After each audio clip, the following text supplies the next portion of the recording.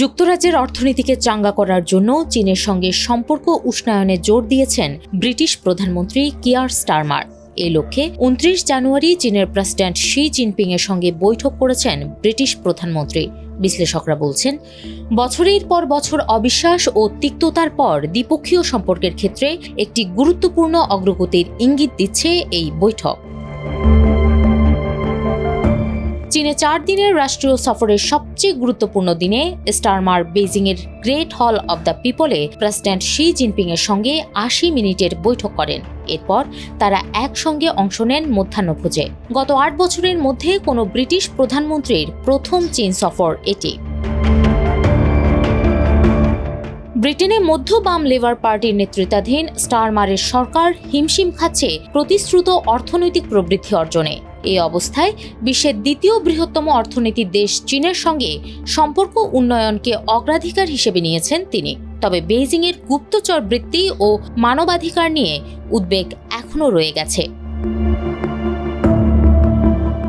বৈঠকের শুরুতেই she জিনপিংকে Starmer বলেন, চীন বৈশ্বিক অঙ্গনে একটি গুরুত্বপূর্ণ শক্তি। আমাদের এমন আরও একটি পরিণত সম্পর্ক গড়ে তোলা জরুরি, যেখানে সহযোগিতার সুযোগগুলো চিহ্নিত করতে পারব, আবার যেখানে মতবিরোধ রয়েছে সেসব বিষয়েও অর্থবহ সংলাপ চালাতে পারব।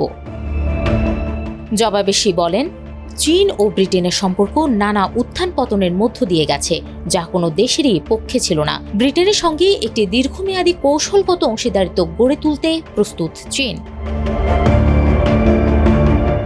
যুক্তরাষ্ট্রের প্রেসিডেন্ট ডোনাল্ড ট্রাম্পের অনিশ্চিত নীতি যখন বিশ্বকে চ্যালেঞ্জ করছে, সেই সময়ে ব্রিটেনের প্রধানমন্ত্রী স্টারমার চীনের সঙ্গে কূটনৈতিক সম্পর্ক শক্ত করার সর্বশেষ পশ্চিমা নেতা হিসেবে এগিয়ে এসেছেন। ট্রাম্পের বাণিজ্য শুল্কের হুমকি এবং গ্রিনল্যান্ড দখলের মতো পদক্ষেপ ব্রিটেন সহ দীর্ঘদিনের মিত্রদেরও হতাশ করেছে।